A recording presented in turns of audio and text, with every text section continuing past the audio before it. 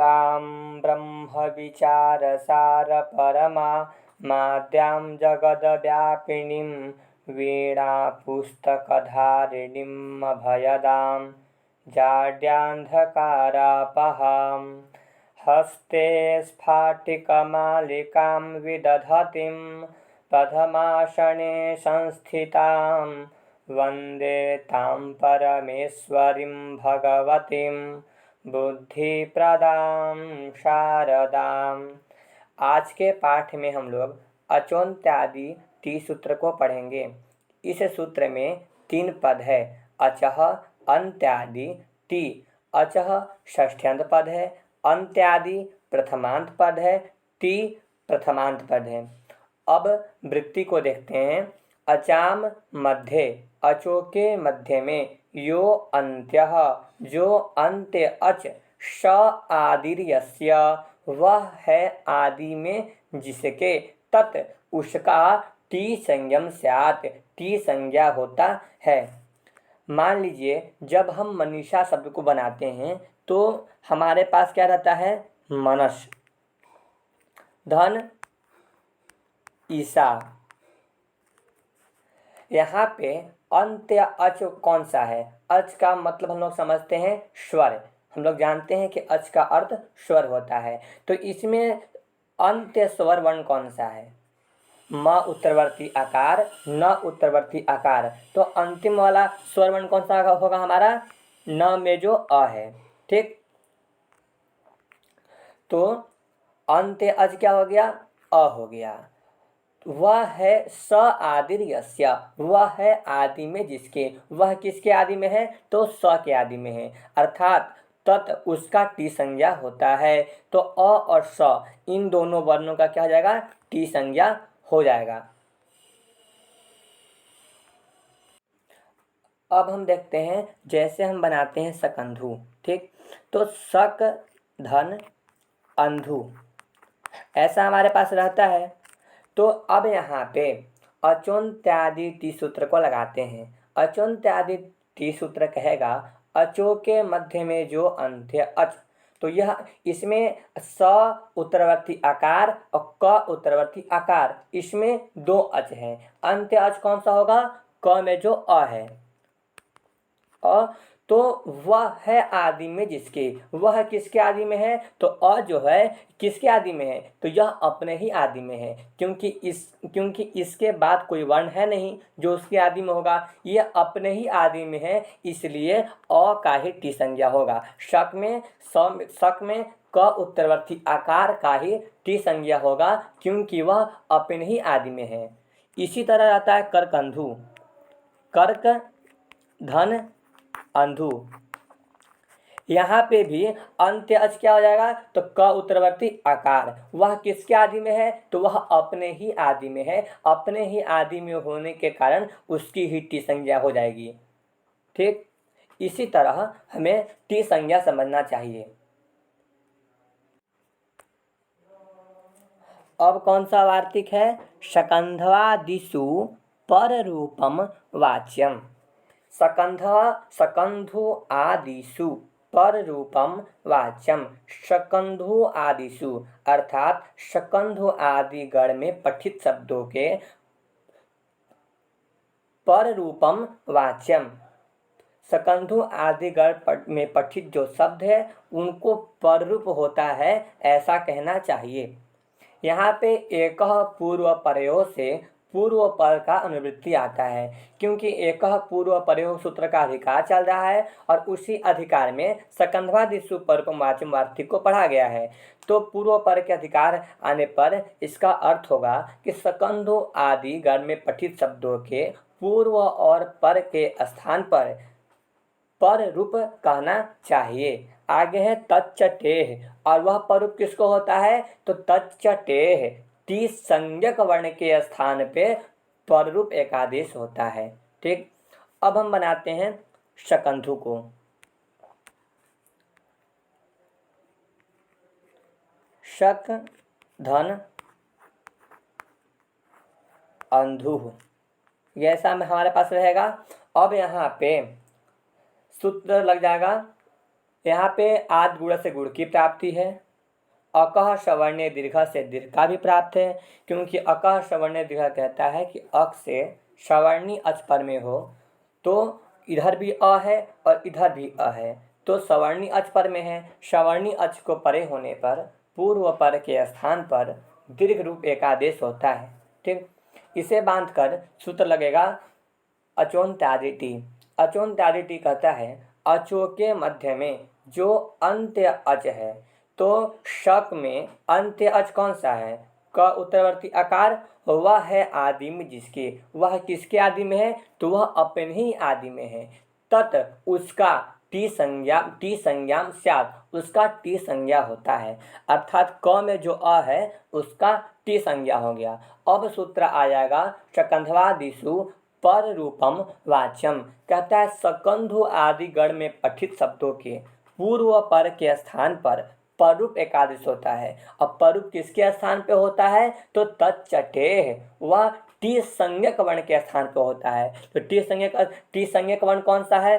T संज्ञा किसका हुआ है? तो शक में जो क में जो अ है उसका हुआ है। तो अ और इधर पर में भी अ है, तो इन दोनों के स्थान पे परूप होगा।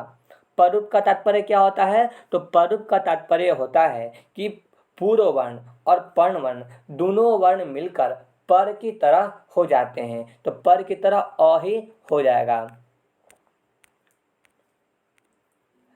तो इधर क हो जाएगा हल, और पूर्व वर्ण वाला अ और पर वाला अ, दोनों मिलकर क्या हो जाएगा? अ। इधर बच जाएगा धू, और जब दोनों को मिला देंगे तो क्या बन जाएगा? शकंधु। ऐसा बन गया। अब बनाना है करकंधु। कर्क धन अंधु। यहाँ पे टी संज्ञा किस वर्ण का होगा?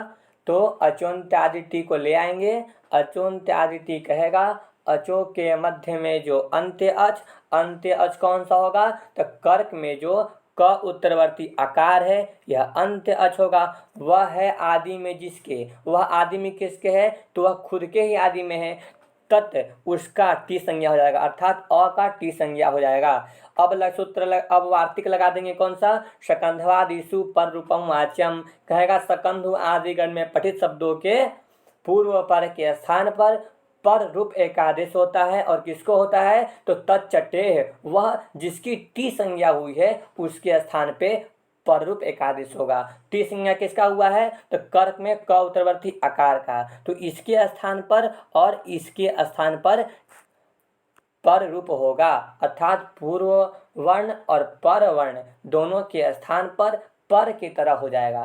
पर में अ है तो दोनों मिलकर अ, ऐसा हो जाएगा। तो कर्क हल हो जाएगा और दोनों मिलकर हो जाएगा अ, और इधर दोनों को जब मिला देंगे आपस में तो कर्क में पूरा करकन धू, ऐसा बन जाएगा। अब बनाना है मनीषा। मनस धन ईसा, ऐसा रहता है। अब यहाँ पे अचोन्त्यादिटी सूत्र आएगा।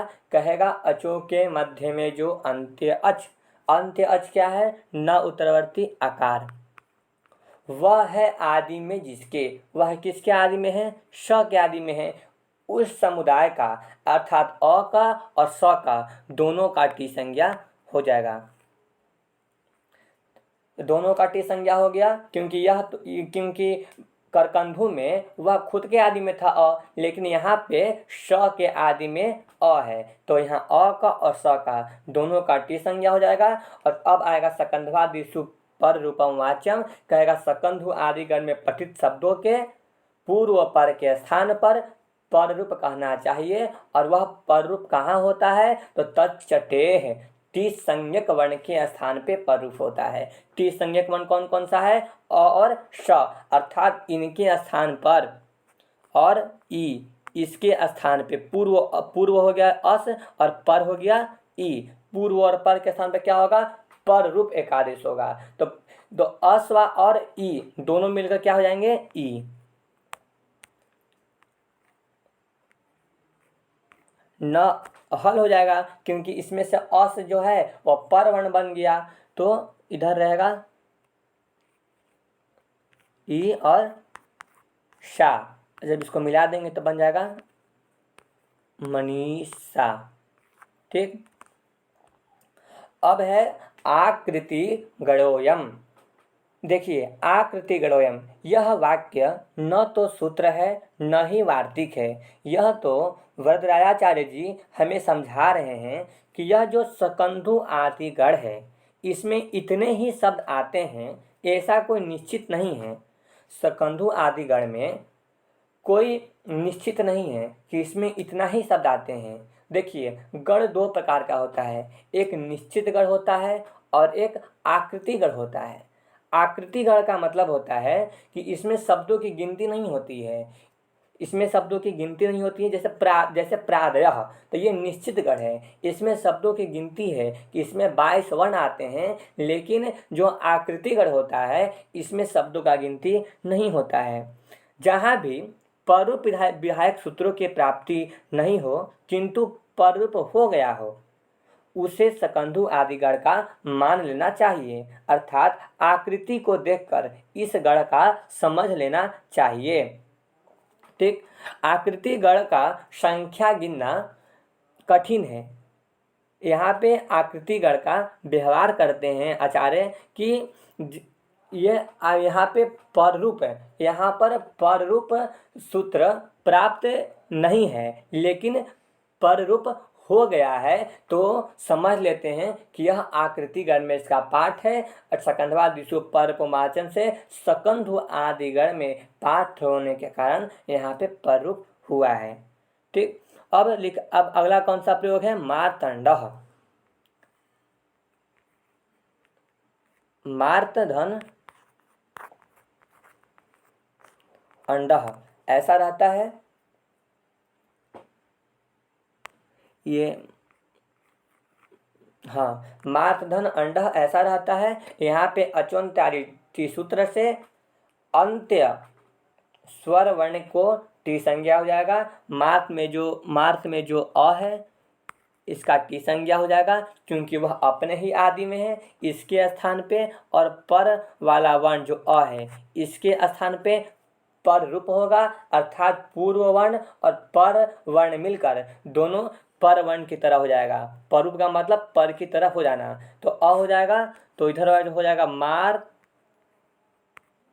त प्लस अंडः, ये मिलकर इसमें चल जाएगा तो अ हो जाएगा, और जब दोनों को आपस में मिला देंगे तो मार्तंडः बन जाएगा।